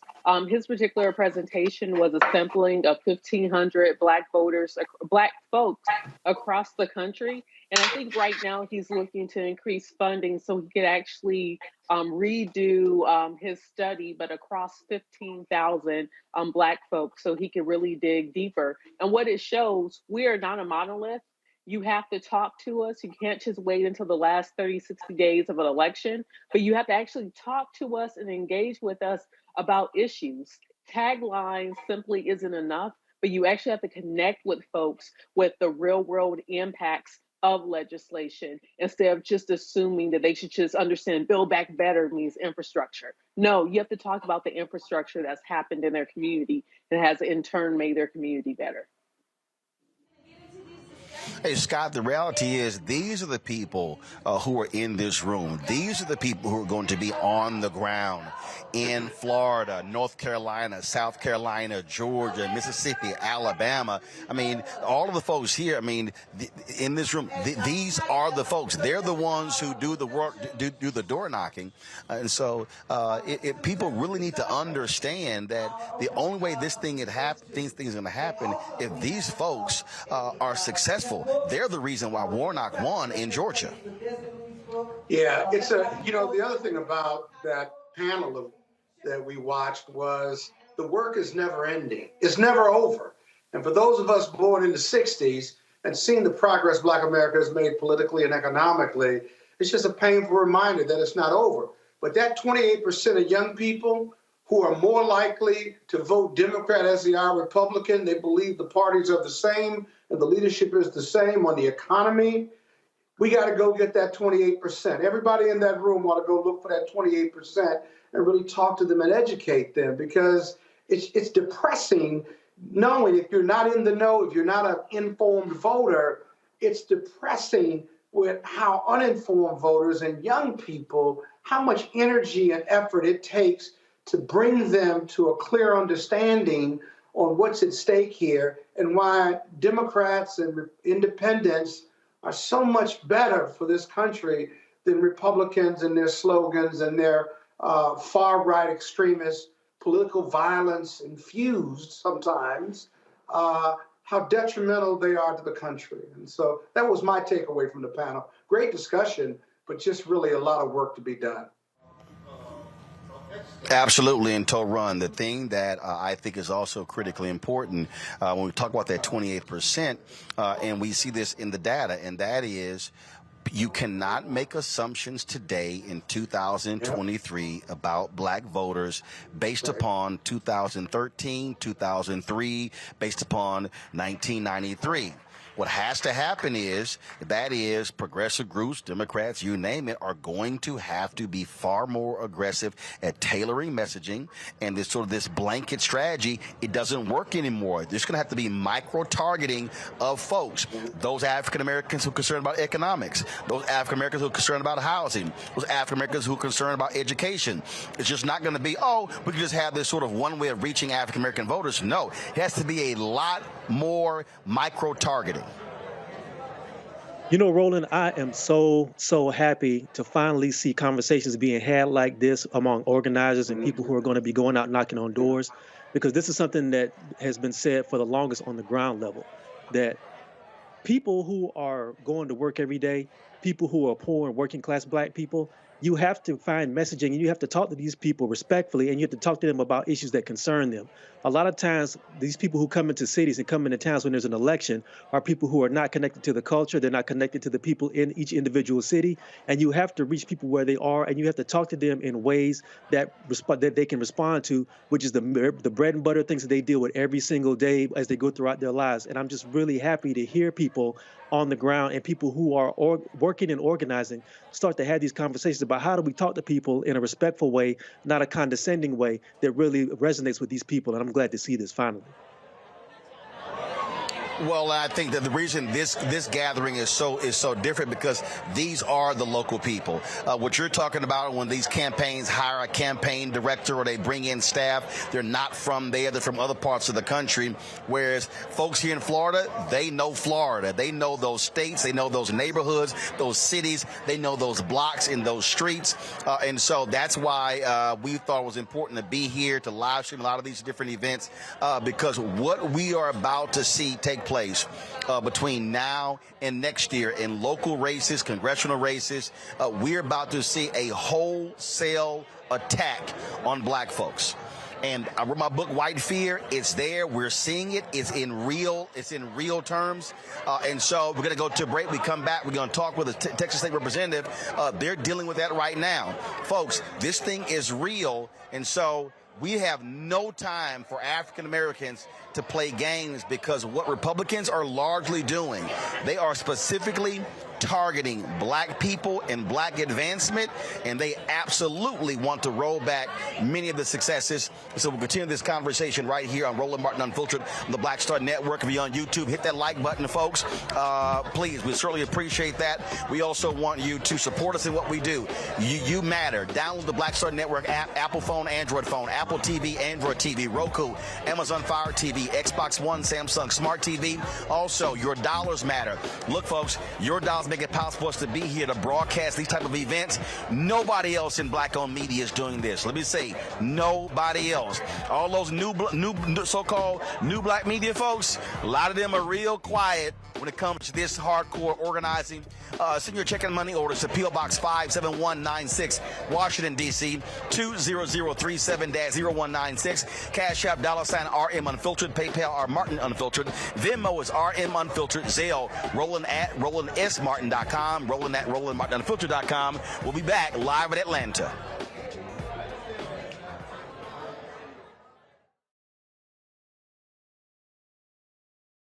Next on The Frequency with me, Dee Barnes. The poetess, Felicia Morris, is in the house.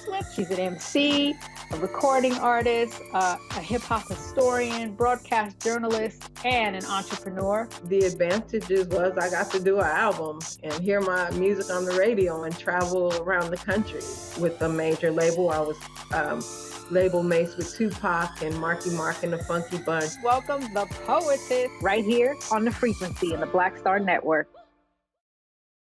Hatred on the streets, a horrific scene, a white nationalist rally that descended into deadly violence. White people are losing their damn minds. As an angry pro-Trump mob storms the U.S. Capitol, we've seen shooting. We're about to see the rise of what I call white minority resistance. We have seen white folks in this country who simply cannot tolerate black folks voting. I think what we're seeing is the inevitable result of violent denial. This is part of American history. Every time that people of color have made progress, whether real or symbolic, there has been what Carol Anderson at Emory University calls white rage as a backlash. This is the rise of the Proud Boys and the Boogaloo Boys. America, there's going to be more of this. Here's all the Proud Boys, guys. This country is getting increasingly racist in its behaviors and its attitudes because of the fear of white people. The fear that they're taking our jobs, they're taking our resources, they're taking our women. This is white fear.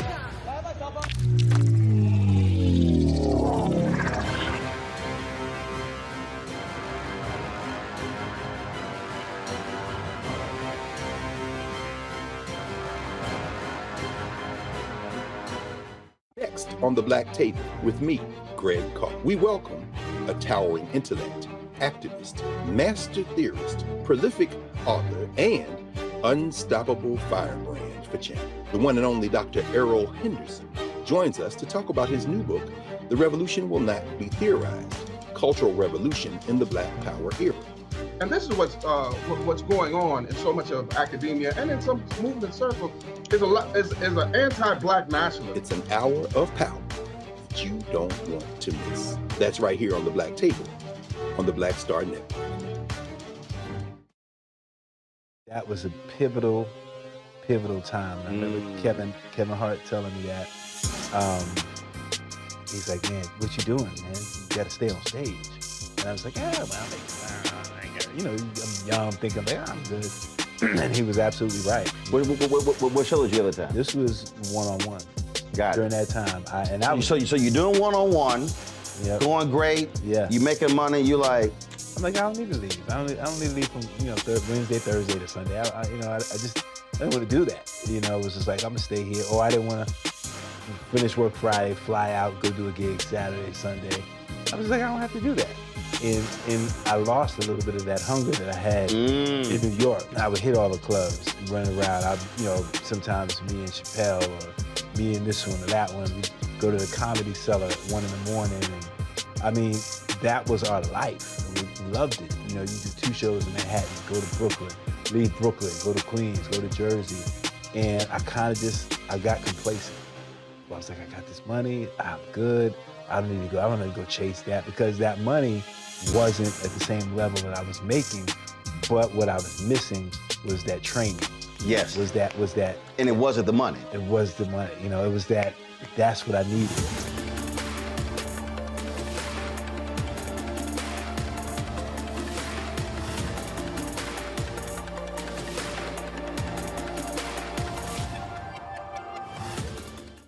Hi, this is Essence Atkins. Hey, I'm Deion Cole from Blackish. Hey everybody, this is your man Fred Hammond, and you're watching Roland Martin, my man, Unfiltered.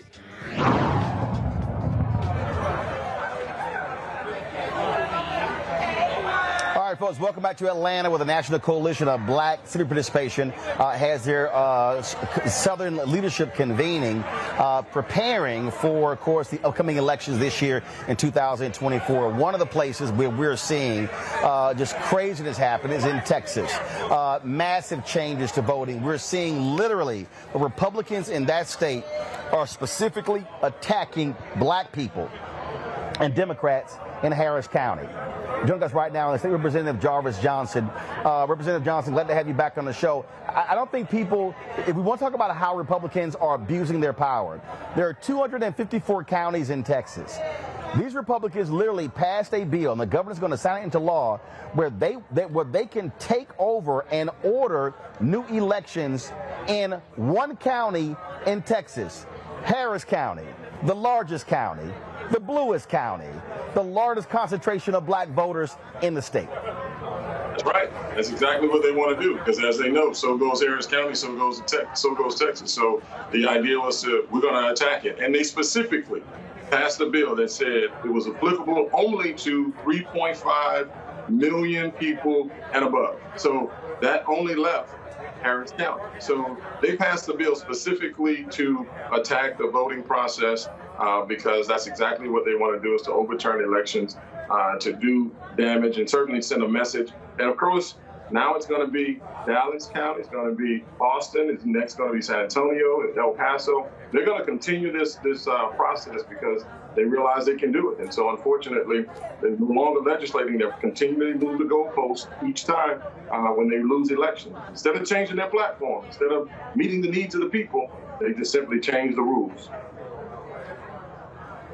And again, we're not talking about them saying, hey, here, we could allow the Secretary of State to order new elections in all counties. No, it is specifically Harris County. They have been ticked off. People don't realize they got rid of straight ticket voting in Texas because they were angry that Democrats were winning in Harris County. So they outlawed straight ticket voting. That was, I think, 2017-18. Then all of a sudden they were angry with Harris County when they had drive-through voting. So all of the innovative ways they allow folks to vote during COVID. And not only that, the governor of Texas, Greg Abbott, was so nasty and despicable to Harris County and I forgot the name of the hurricane, but when that federal funding came in, he literally held back $1 billion to Harris County. Republicans in Texas literally are trying to bleed the county dry because they have rejected Republicans. Well, it's the fact that did they reject Republicans, or did they elect people that were more like-minded, or that people listened to them? And so when you saw the judges and how You saw the black girl magic with all of the black females that were elected countywide to be on the bench.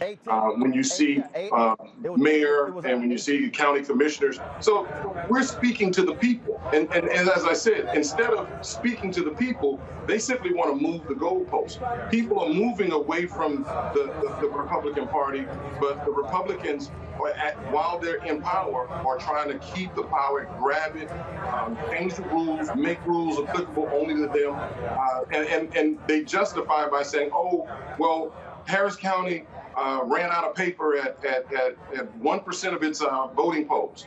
Well, the paper was only gone for 15 minutes. Nobody wanted to change the laws when black people had to stand in line for 6 hours to vote. And when there was a complaint about that, when they took away straight ticket voting because we have so many judges in county positions and bonds and things like that. So yeah, it was going to be long to vote. And so they continue to put these obstacles in place simply to make it difficult to vote so that people get tired and say, well, I want to go vote. Republicans make it difficult to vote. And that's why Texas is the only state and is the hardest state to vote. And that's why voter participation is always so low. And that is by design, because Republicans understand they cannot win when people show up to vote because they're going to vote against their hateful rhetoric. They're going to vote against their horrible legislation because it just doesn't work for the people of Texas any longer. So how do you counter that? Republicans control the House, they control the Senate, they control the governor's mansion, and look, you've got political gerrymandering going on, and so, you know, what is it going to take for Democrats to stop this vicious assault on democracy, this is assault on African Americans in Texas? Well, brother, you are in Atlanta, and you guys are addressing just that. You just in your last segment talked about the need for us to be able to have better messaging so that we can get people to the polls. We're going to have to start being certainly more unapologetic. I'm not going to advocate that we go storm capitals. I'm not going to advocate that we go, defecate on floors in buildings to make a point. But we will have to start standing tall and standing strong. Unfortunately, there aren't enough moderate Republicans that want to make sense. So we're going to at some point have to, I don't want to say pick up arms, brother, but at some point we're going to have to start fighting for our right to vote. We're going to have to start defending our right to vote. And unfortunately, it's not happening. But I truly believe through and continually doing what they are doing by changing the rules and changing the laws and doing the things that they're doing, people are seeing through it and people are making that change. I think we will see a big change in the upcoming election because I think people will, we will have a concerted effort. Texas Legislative Black Caucus will put forth its campaign to make sure that we're reaching all across the state of Texas because we do understand we have the largest population of Black people in the country right here, and we can make a real substantive change to get rid of this Republican Party that continues to destroy Texas. I'm gonna say this. The one thing, there are two things that Republicans have done this session. For the last 6 months, they have attacked local control, which is Harris County, to try to overturn our elections, and they've expelled 2 of their own members. That tells you that their ineffectiveness. Now, they had to get rid of their own members because their members raped one of their staff, and then you have the Attorney General who was getting impeached for conspiracy and 20 articles of impeachment and a whole long laundry list of things that he has done wrong. And so these things are inevitable, and it's all coming to light, and people are seeing it. We just have to stay on message to make sure that we continue to let the people know this type of party, this type of politics cannot work in this state, certainly can't work in this country. And the only way that we're going to protect and save ourselves is by getting out to vote against this type of harmful, hateful legislation and a body that wants to overlook the people and the desires of the people and what the people are asking for. They're even ignoring their own people and pandering to a very minority of people in this country that are that want to overturn this country and make it white again, and only white. Representative Jarvis Johnson, we appreciate it. Thanks a lot. Appreciate you, brother. Keep up the good work. Thank you, sir. Well, Scott, I want to start with you. Here's something that really jumps out. In the last election, 2022, even with Beto O'Rourke on the ballot, 75% of Texans under the age of 30 did not vote.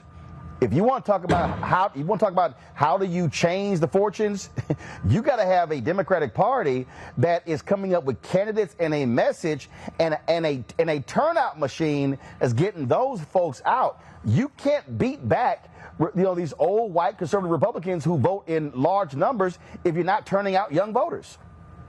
Yeah, the panelists you had in the program behind you. That's based out of Georgia, many of them based out of Georgia, they need to move those operations or build an organization in Texas, because otherwise elections matter. Results of the elections matter.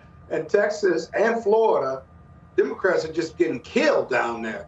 And, there's a sense, I'm a former party chair for D.C., when you lose and lose over time, the DNC dries up the money that they're giving you, and then there's this kind of sense of hopelessness that you're kind of flailing in the wind as an organization, because the Republicans are just kicking your ass, basically. But you see, you can't give up. That's the time to build out the organization, go door to door, and get people to vote. You had a statistic when Andrew Gillum was running in Florida for governor. He could have won had just something like 10% more black folks voted in Miami-Dade County and Broward County. You used to have a chart up that you used a couple years back. And you could do that in every other jurisdiction, including Texas. I mean, it doesn't take a whole lot. We just need black people, and we're reaching them and what have you, but you just need black people to make it a priority and commit to the commitment of voting.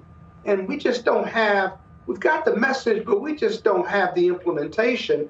And I'm really tired of talking about it, because all black people got to do is get up and go vote. It's that simple. Well, but it's not just African Americans, Rebecca. Again, when I say 75%, it wasn't 75% of young black Texans. That was all young voters. Scott makes a great point when he talks about money drying up. But look, here's one of the things that happened when Obama was president.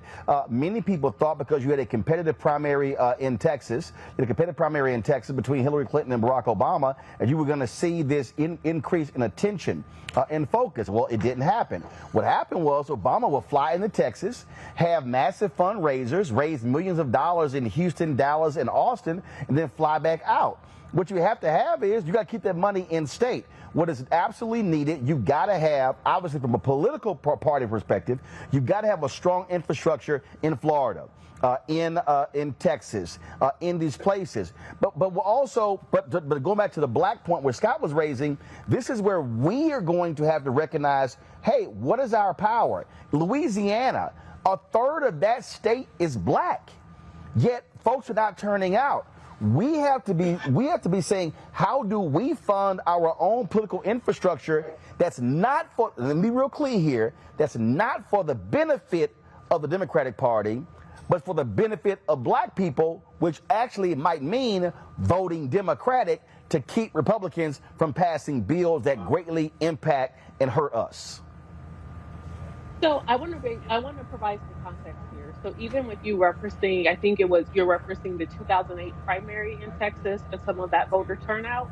If that's what you're referencing between Obama and Hillary Clinton, a couple of things to point out about what happened in 2008. That was the year that Texas did their two-step, where they did a caucus and then they also did a primary election. And many of the voters were very confused and didn't know which one do they show up at? Do they show up at both? What counts? What doesn't count? So I want to provide that context. But also to Scott's point, Rebecca, hold on, Rebecca. The two-step still goes on. But what happened was I remember being on the set of CNN that night, and my parents called me. The voting location at the elementary school They told me that cars, even for the Texas two-step, cars were they were parked on the side of the freeway, which was half a mile away. So the point I'm making is there was this is what Texas Democrats thought. They were like, oh my God, we had such massive enthusiasm. They thought there was going to be this big restructuring of the party in the state. What happened was Obama barely came to the state, took the money, didn't build an infrastructure. So what I'm talking about is infrastructure. You cannot win unless you build infrastructure. Yes. So I'm going to also say this in taking off my hat as Vice President of Fair Elections Center, but talk about, the 20 years prior when I've done a lot of political work and a lot of partisan work. And you're right. State parties do have to do a better job. National parties, county parties have to do a better job with infrastructure. If we're talking, we were talking even Florida as an example. Florida is a state that's very confusing to Democrat voters or even infrequent Democrat voters because you have the state party, you have the county party, you have the Democratic Club that's in each of the counties, and then you have the Democrat Women's Auxiliary Committee. And so you literally have like 4 different layers of Democrat political party, and becomes quite confusing with figuring out where the funding go, which candidates get supported, or where do volunteers or like a casual person who might want to get a part of the process on the Democratic side of Florida. So Florida has its uniqueness. And when you take a candidate like Gillum in 2018, he has to be able to work with all 4 of those layers of the various party apparatus. And that's before you even get to the national party trying to participate in Florida. So I will say context matters. But finally, my biggest point I want to make is I'm not going to just blame Black voters and say Black voters don't want to show up. Even in Louisiana, where Louisiana is 1/3 Black, understanding just because the population is 1/3 Black or voting age population doesn't mean that they're eligible to vote. We could look at Tennessee as an example, where 1 out of 5 voting age Black folks in Tennessee are ineligible to vote because of a prior felony conviction. So there's other things that are also going on that makes it harder for Blacks to be able to turn out and vote. The thing, though, to Ron, that's happening in Louisiana, it literally is what you heard the panel describe. Folks have checked out. When Desmond Meade talked about some 800,000 African Americans, I think he said 900,000 or a million Latinos simply just not voting in Florida. That's what we've seen in Louisiana. Gary Chambers, when he ran for the U.S. Senate, he actually showed those particular numbers, how even in early voting, it was like 28 and 30 and 32%.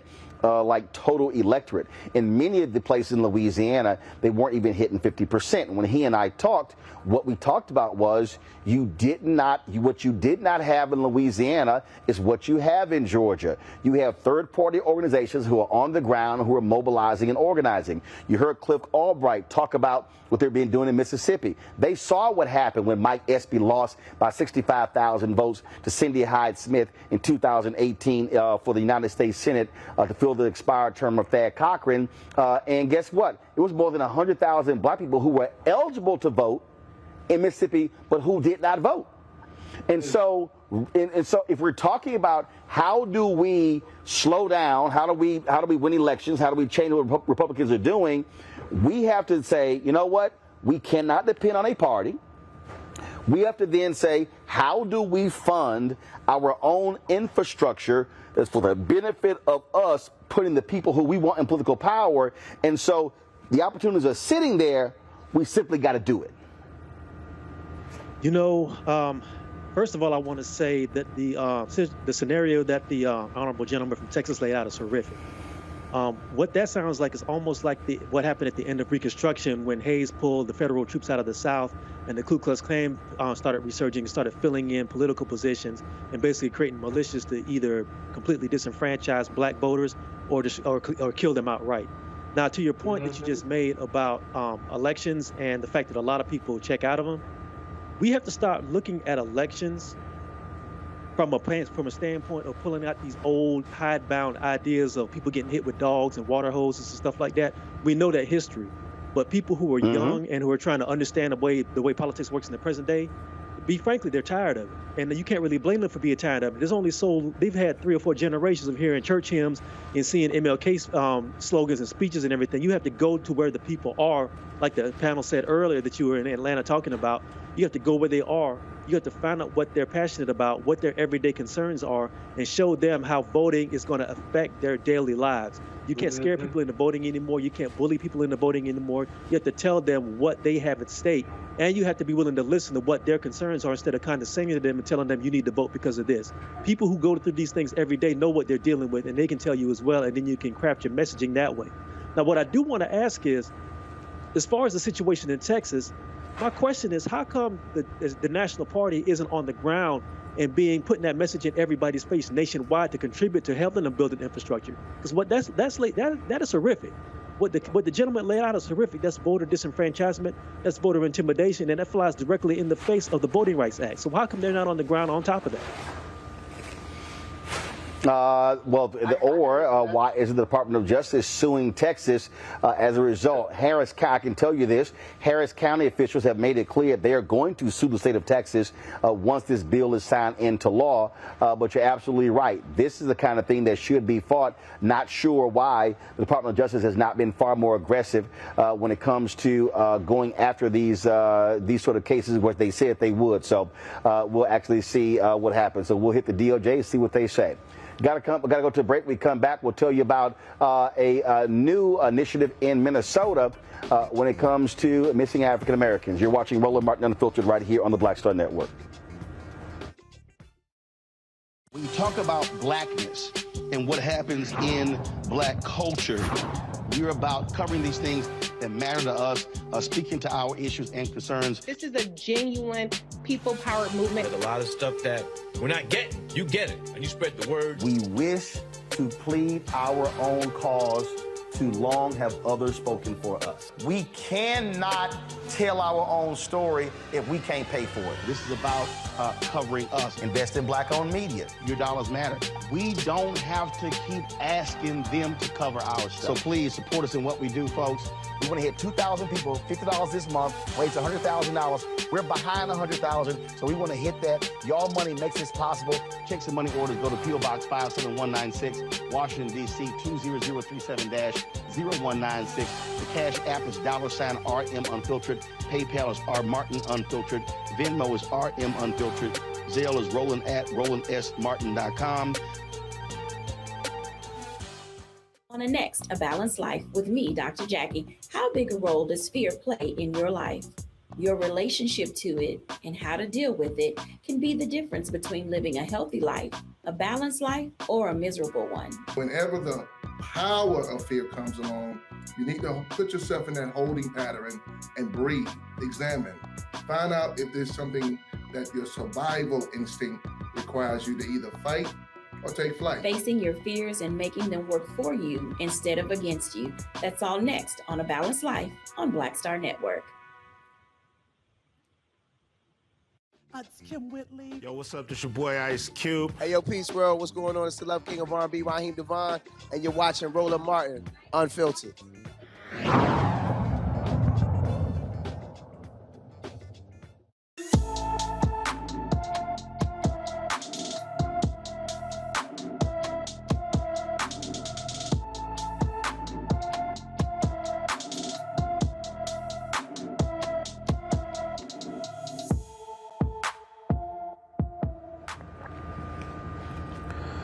Deja Johnson has been missing from Minneapolis since February 18th. The 16-year-old is 5 feet, 7 inches tall, weighs 150 pounds, with black hair and brown eyes.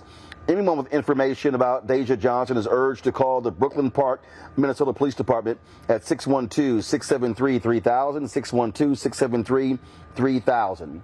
Folks, speaking of Minnesota, they're launching the nation's first office of missing and murdered African-American women and girls.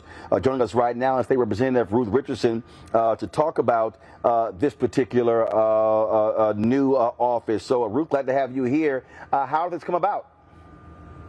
You know, this really came about as a result of some really devastating stories. We were hearing from a number of families who had loved ones go missing, and they talked a lot about the fact that they had to conduct their own investigations, and they weren't getting the media attention or the law enforcement support that they needed. And it was really those family stories that set the groundwork for us to start this work in Minnesota. So I'm just looking at the stats. So black women and girls make up 7% of the population, but 40% of all domestic violence cases? Yeah, there are so many disturbing statistics when we think about this office for missing and murdered Black women and girls. In Minnesota, Black women are less than 8% of the population, but they make up 40% of the reported domestic violence cases. And I would note that those are the reported cases, so it's likely even higher when you take into account the cases that are not reported. We also know that in Minnesota, Black women are 3 times more likely to be killed by homicide as well. And it's really startling that we don't even know the full number of Black women and girls who are missing in Minnesota or across the nation. Nationally, the estimates are anywhere between 64,000 and 75,000. So exactly what is this office going to do? So the office is going to do a number of things. One, it's going to be a support for families that are facing cold cases. In the last 2 years, cold cases related to homicides involving Black women have increased 89%. So when you think about that increase in cold cases, and also recognizing that for missing person cases involving Black women and girls stay open 4 times longer than other cases. So being able to have a support for families to be able to have a bridge to law enforcement and the media to help to resolve cold cases is going to be an important component of the office. The office is also going to be focused on prevention efforts, and there'll be funding that will be granted out through the office to community-based organizations that are working and deeply connected within community around youth issues, and also to address issues related to domestic violence, intimate partner violence, and also ensuring that there's support around addressing human trafficking, both labor and sexual exploitation. All right, Representative Ruth Richardson, we appreciate it. Thanks a lot. Thank you. Run, we're seeing how black legislators are using their power to do things in California. Senator Bradford is putting forth a bill that would basically create an Amber Alert for black and brown girls. I mean, you know, look, I mean, when we talk about disparity, look, either you do something about the disparity, or we just talk about, or we just keep talking about it. This is great what they're doing in Minnesota, trying to address the problem.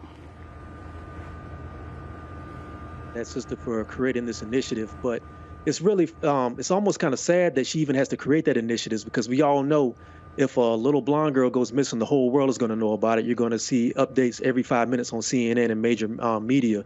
My question is, and what's interesting to me is, I don't understand how you can put one child's life and give that more priority over another child's life. A child is a child, and a missing child is a missing child, and they deserve to have every resource that's available to find these children. But you know, it's sad. It's sad. But I'm glad that she's doing this. I just wish it wasn't necessary. No, but Rebecca, I mean, it's the reality of being black in America. It's no different, frankly, when you have to have other initiatives that center us, because, frankly, white supremacy says that black lives actually don't matter. Yeah, and what's unfortunate is that there are folks within our own Black communities who internalize it, and they view that as well. You know, like hearing the number of 40% of domestic violence in Minnesota is Black. I mean, that was a very disturbing number to hear, and I would have wanted to ask the representative, is it just, I would definitely want to delve more into that to understand the disproportionality behind it. Is it that in the white communities in Minnesota that it goes underreported, or is this a clear statistic that I got questions about that, and so that's a question I would definitely want to learn more about. Hey, Roland. You know, Scott. Again, I think. Yeah, go ahead. No, go right ahead with your question. I can give our panelists some answers. Having been a former sex crimes prosecutor and having worked with major hotel chains against human trafficking, the racism makes this even worse because half the time in major urban centers or even middle-sized cities, you can't get the police to even take a report if it's a young black woman or boy. They presume they're prostitutes or they ran away from home or whatever goes along with their perception of young black girls and young black boys growing up in poor black communities. You can't even get them reported. Every week, every day, you have missing reports of young children. I bet you 80 to 90% of them are black girls on your report on this very show. And so it gets worse in the sense that you can't even get the police to take a report, and the families have to go out and do stuff on their own. And so what's happening in Minnesota, I had a question for the state legislature is, okay, how are you going to work with the police? Because the black families are still going to call the police first. And if they don't take a report down, is there going to be a mechanism for them to talk to this new agency? Or is this just going to be another layer of bureaucracy that makes the problem worse versus making it better? But the racism is the root of these kids not even being acknowledged as missing because of racism. But Scott, my question is, if the statistic that 40% of domestic violence victims in Minnesota are black, that means it is being reported. So my question is, why is that number so high, considering that the black population in Minnesota is much lower? So that's the question that I'm trying to figure out here. Well, they're probably all kind of socioeconomic and health related issues as to why that number is so high. But we know domestic violence exists all around this country. The question is, what does the government do? What is their social and political and business obligation of the police and state prosecutors and judges to reduce the domestic violence, right? Law enforcement comes in after the crime is being committed. And you heard me say this before, that the paradigm for law enforcement ought to be preventing crime, not solving crime. Once you've committed a crime against me or my family or property, I'm violated, right? To be honest with you, it'd be nice if you caught the people and you prosecuted them, but I'm still violated. I've still lost my child, I've still lost my wife, or I've still been violated in some way. And so a lot of this has to do with how law enforcement not only looks at black people, but how they do their job, which is why this alternative agency is important, but it's got to have some authority in interacting with the police to not only reduce domestic violence, right, but more importantly, identifying young black children who are missing, who may never be found, and yet and still the numbers go up, and we sit there and scratch our head on what's happening. We don't even know the full number of young black girls or black boys that are missing because the police don't keep accurate records of it because they think they're just some Negro children who ran off to get away from their parents or to go sell their bodies. And it's rooted in racism.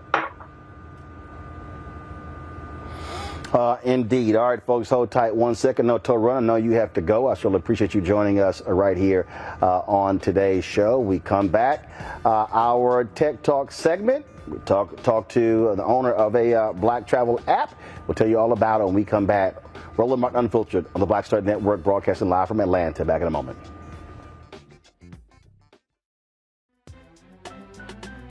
I'm Faraji Muhammad, live from LA. And this is The Culture. The Culture is a two-way conversation. You and me. We talk about the stories, politics, the good, the bad, and the downright ugly. So join our community every day at 3 p.m. Eastern and let your voice be heard. Hey, we're all in this together. So let's talk about it and see what kind of trouble we can get into. It's The Culture, weekdays at 3, only on the Black Star Network. When you talk about blackness and what happens in black culture, we're about covering these things that matter to us, speaking to our issues and concerns. This is a genuine people-powered movement. There's a lot of stuff that we're not getting. You get it, and you spread the word. We wish to plead our own cause. Too long have others spoken for us. We cannot tell our own story if we can't pay for it. This is about covering us. Invest in black-owned media. Your dollars matter. We don't have to keep asking them to cover our stuff. So please support us in what we do, folks. We want to hit 2,000 people, $50 this month, raise $100,000. We're behind 100,000, so we want to hit that. Y'all money makes this possible. Checks and money orders go to P.O. Box 57196, Washington, D.C. 20037-0196. The Cash App is $RM Unfiltered. PayPal is R Martin Unfiltered. Venmo is RM Unfiltered. Zelle is Roland at RolandSMartin.com. My name is Charlie Wilson. Hi, I'm Sally Richardson Whitfield. And I'm Dodger Whitfield. Hey everybody, this is your man Fred Hammond, and you're watching Roland Martin, my man, Unfiltered.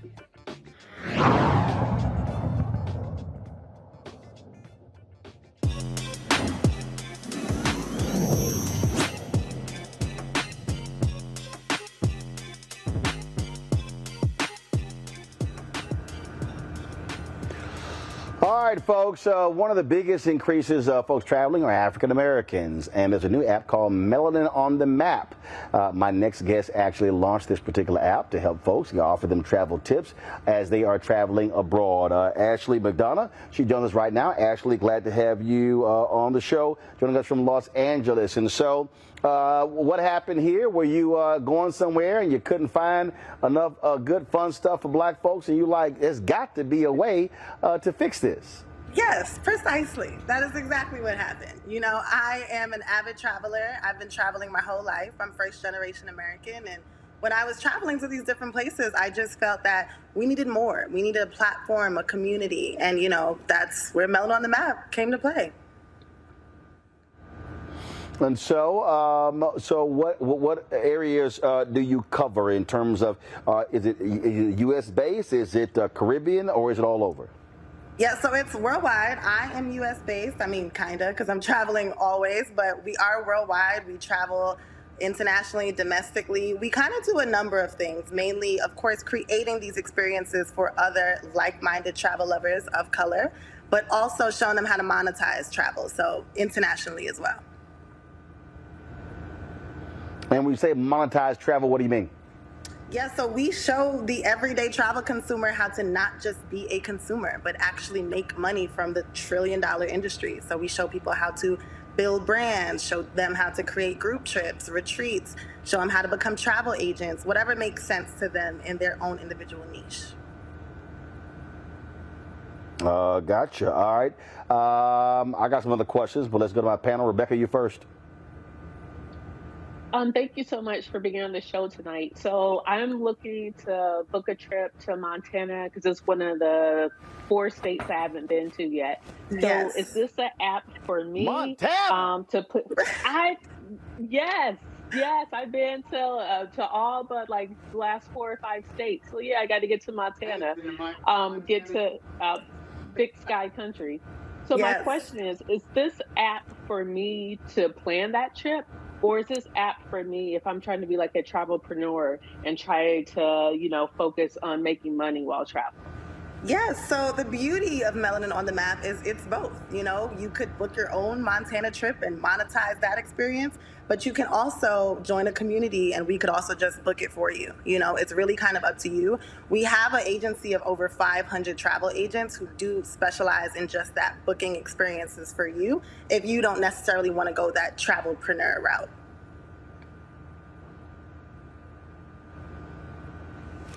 All right, Scott.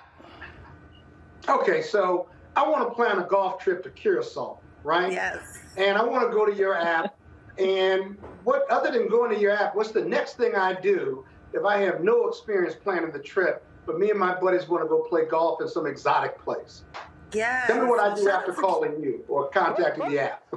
First of all, you need to go get your golf coach first. But go right ahead and answer this Oh, question. I got golf clubs, brother. I'm a 10 handicap. You just don't know. Don't start rolling. You've been on good behavior. I want to talk to the guest. I'm sorry. Okay? I want to talk to the guest. Right? Ma'am, I want to know about your app, and I don't want to argue with Roland. What's the next thing I do? Yeah, so the very first thing you do is you know where you're trying to go, you know what you're trying to curate, which is great. You got the hard part out the way. Then we connect you with a certified travel agent. So in your case, you would want to book a trip. So you know where you want to go and you have all the logistics. Now somebody really helps you and walks you through what that experience would look like for you. Do you want excursions? Do you want champagne upon arrival? Do you want an ocean view room? You know, whatever to customize your experience. Roland, let me get one quick one in, just one quick one, right?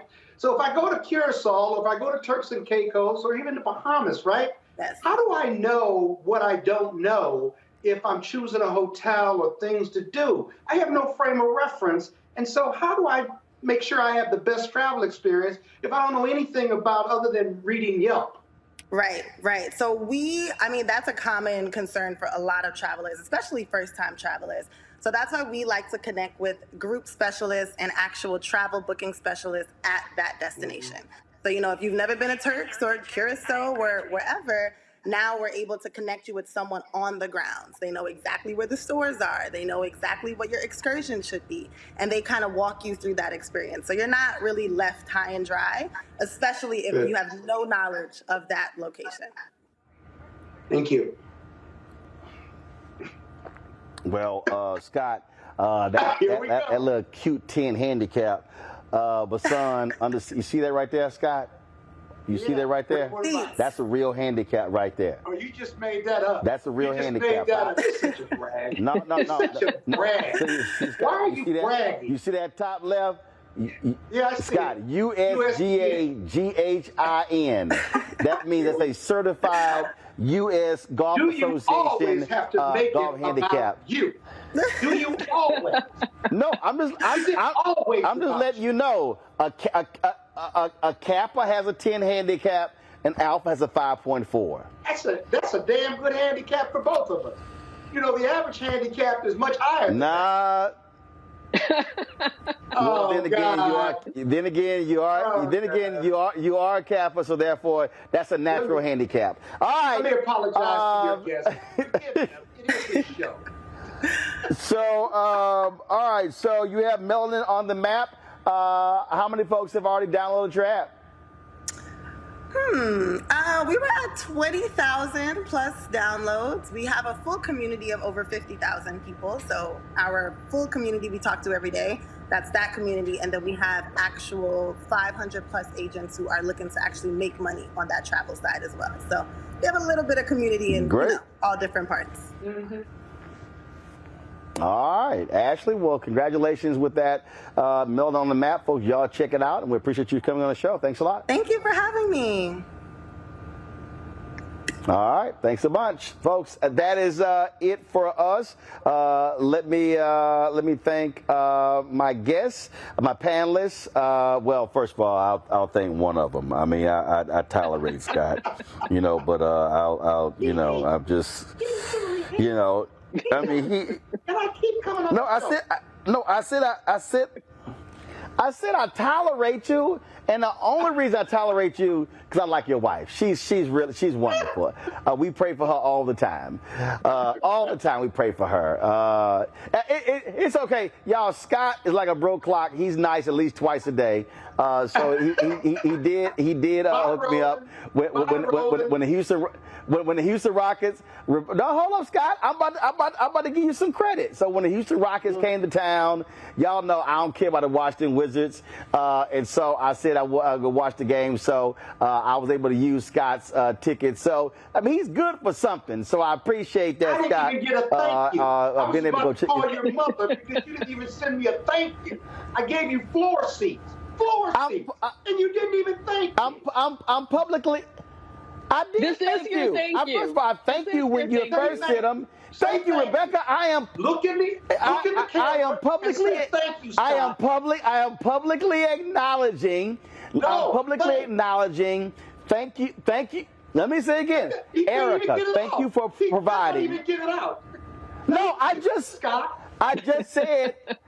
said, Erica Bolden, thank you so much for providing the tickets for me to go see the Rockets. See? So you should take credit for me thanking Erica. She didn't even pay for the tickets. What are you talking about? That was very gracious, Scott. I'm saying, tell your wife I appreciate it. Yeah, I will. I'll be sure to pass that on. You know she watching. All right, y'all. I gotta go. Hey, we're gonna be live streaming some of the stuff here tomorrow from Atlanta, the National Coalition on Black Civic Participation. They of course lay out their action plans, and we streaming some stuff. Other stuff will be actually off the record conversations. So we appreciate the work that they're doing, and so I am here, and so we appreciate that. And so go check out the live stream. And folks, don't forget to support us in what we do. Download the Black Star Network app, Apple phone, Android phone, Apple TV, Android TV, Roku, Amazon Fire TV, Xbox One, Samsung Smart TV.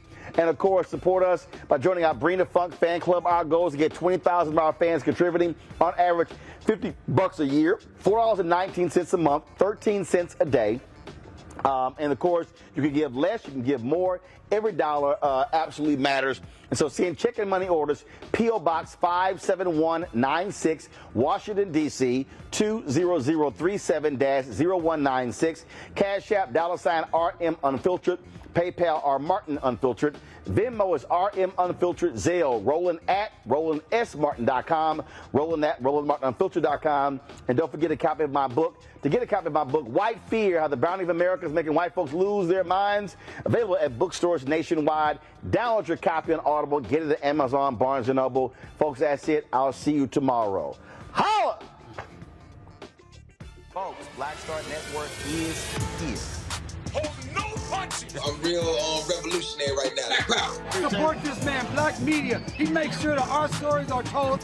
Thank you for being the voice of Black America, Roland. Stay black. I love y'all. All momentum we have now, we have to keep this going. The video looks phenomenal. See, there's a difference between Black Star Network and Black-owned media and something like CNN. You can't be Black-owned media and be scared. It's time to be smart. Bring your eyeballs home. You dig? Pull up a chair. Take your seat. The Black Tape with me, Dr. Greg Carr, here on the Black Star Network. Every week, we'll take a deeper dive into the world we're living in. Join the conversation only on the Black Star Network. Hi, I'm Dr. Jackie Hood Martin, and I have a question for you. Ever feel as if your life is teetering and the weight and pressure of the world is consistently on your shoulders? Well, let me tell you, living a balanced life isn't easy. Join me each Tuesday on Black Star Network for A Balanced Life with Dr. Jackie. We're all impacted by the culture, whether we know it or not. From politics to music and entertainment, it's a huge part of our lives, and we're going to talk about it every day right here on The Culture with me, Faraji Muhammad, only on the Black Star Network. I'm Deborah Owens, America's Wealth Coach, and my new show, Get Wealthy, focuses on the things that your financial advisor and bank isn't telling you, but you absolutely need to know. So watch Get Wealthy on the Black Star Network.